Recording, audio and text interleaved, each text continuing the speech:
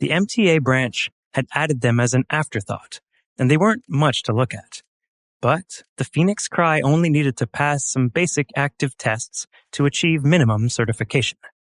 The first test was on the Mech's limbs, in particular their movement. Under the watchful eyes of several hovering sensors, the pilot stretched them to their limit, maneuvering them in every direction and angle possible. There were no breakages, even when the arms were brought straight up behind the Mech. This was a good sign for Vez. The pilot then tested how much the Mech could carry by picking up and carrying a variety of weights. Again, the test went by without a hitch. Next, the pilot moved to the race course, first jogging and then sprinting until the medium Mech reached its maximum projected speed, which it maintained with only minor difficulties. The pilot repeated the same exercise while carrying the mace and tower shield. The Mech ran a lot slower the second time, but the extra weight of the armaments failed to topple it over or cause any other catastrophes. They then moved on to the trickiest part of the active tests, the ranged weapons testing. Gertrude grinned ruthlessly as she rubbed her hands together. Although there was little hope in finding fault with the shoulder-mounted missiles, the lasers were another story. These contained many tiny, delicate components, so they were the weapons most prone to malfunction.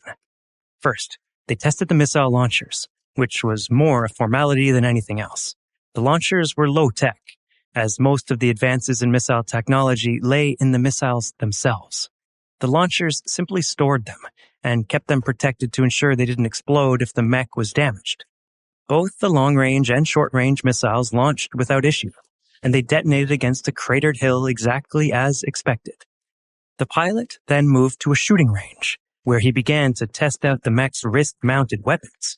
He started at the lowest setting and fired rapidly. The beams appeared to stutter, as if fueled by an unstable power supply. But despite its shaky appearance, the lasers fired with the right amount of power and accuracy. The pilot then cranked up the power, and the lasers increased in size and intensity. The beams flickered less, and their burn duration increased. At its maximum setting, the laser cannons were frightening. The thick beams of light looked hotter than the sun as they escaped from the barrels and ripped through the targets on the range. The test was complete, and Gertrude had no choice but to deliver a pass for every criterion. Despite stringent stress testing, she could find no reason to fail the Mech. The pilot exited the cockpit and jumped down, using the anti-gravity boosters in his Mech suit to land lightly next to Vez, Gertrude, and Ryan. He removed his helmet, revealing a dark-skinned face similar to Ryan's. Vez assumed the pilot was Ryan's son. "How's the Mech?" "It's incredible, and I'm not just saying that." Vez could hear the genuine enthusiasm in the pilot's voice. I felt like I was piloting a real-life giant instead of a machine. The Mech responds so smoothly, too. I never knew a machine could move like that." Ryan snorted. "That's down to the advanced internals of the Mech. You've never piloted anything other than standard budget models, so I specifically wanted to bring you in so you could experience this new Mech. Even outdated by one generation, an advanced Mech is still in a whole different league compared to the cheaper current-gen models. You should try piloting the base model. The Caesar Augustus is a real beauty, despite its impracticalities." As father and son continued to talk, Vez turned to Gertrude. "So, Gertrude, do I get your stamp of approval?" "It's strange how well this Mech held up during testing. Did you produce it yourself?" Vez could hear the suspicion in her voice, but he had been ready for the question. He shook his head as he activated his comm and sent over his logs. "You can check for yourself. You'll see that I worked on it with no one else around to assist." But Gertrude didn't bother checking. She assumed that if Vez was confident enough to share his logs without hesitation, they probably didn't contain anything of note. "Very well. It is in my professional judgment that your Marc Antony variant Mech has broken no rules and met all the criteria our organization requires for all publicly traded Mechs. Your Mech will be stamped with our seal of approval, and you should receive the certificate in your mail in the next hour after I have finalized my report." Vez didn't even register the tone of resignation in Gertrude's voice. It had been a long road, to reaching this point of selling his first mech.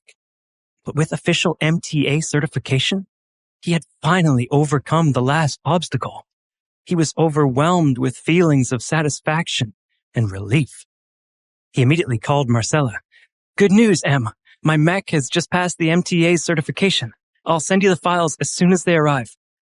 "That's very good news," Marcella responded, with a little more surprise than Vez had expected. He started to think she hadn't had a lot of confidence in him. Marcella continued quickly. "I'll arrange the express shipping on my end. The mech will arrive at Bentheim in a day and a half." "That's good. Can you transfer the payment over as soon as it's there? I can feel the bank looming over my shoulder and preparing to repossess all my assets." "The credit transfer is already pending. As soon as my client receives the mech, it will be approved." Vez could feel a heavy weight lift off his shoulders. The bank still gave him nightmares, but at least he could breathe a little easier for the moment now the deal was pretty much done. "So, what's next on my plate? Have you found another client for the Marc Antony?" Marcella shook her head. "I've got a lot of other things on my own plate, and I'd like to make sure your first sale goes through without any issues before I find another buyer. I want to keep an eye on your current client for a couple of weeks to see if he has any complaints. If he finds no defects after a period of regular use, then I can confidently start pushing your product to my other clients." "That's great. But after I pay my annual interest payment, I won't have enough capital left to produce another mech. I'd need another advance payment." Marcella smiled. "A break isn't a bad thing. You deserve a holiday, and more importantly, you need some time to get your books in order. I've seen way too many startups get into trouble with the tax office because of improper accounting. Don't rely on some random AI routine downloaded from the galactic net to do your numbers. Do it yourself, or hire an accountant." "All right, I'll do it myself. My business is tiny, and I've only made one sale, so my books are pretty thin." "You also need to shore up your skills. I had a look at what you've done on Iron Spirit, and I'm fairly impressed by the progression of your work. You've clearly improved a lot since you first started designing mechs a few months ago. Use some of the extra money you've earned to get a bunch of virtual licenses, and get to work on expanding your repertoire. The only way a mech designer can advance is by pumping out new designs. I've never seen anyone improve by just reworking old designs and fabricating those." Vez nodded in agreement. "Yeah, I'd already told myself I would sharpen my skills in the game, while I waited to produce another real mech. It's a shame I won't be able to afford any production licenses. The Marc Antony will remain my sole product for quite some time." "That's okay. You're still in your first year.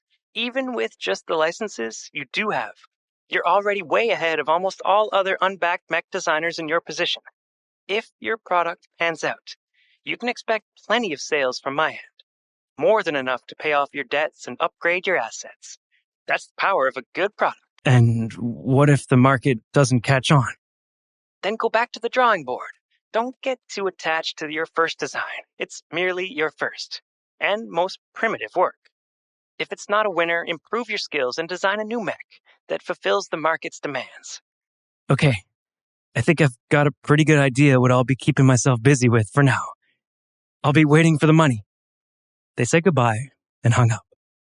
Vez finally felt liberated from the issues he had been facing for so long. Once the money came through, he could pay off his debt and still be left with a surplus of cash so big he could practically swim in it. There were a lot of things he could do with that much cash, and his mind was filled with possibilities. Should I go back to Iron Spirit and spend the money on some new licenses?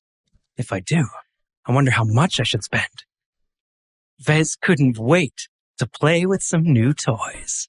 Please subscribe to the Pocket FM YouTube channel and press the bell icon for instant notification. Check out our channel for more such exciting shows.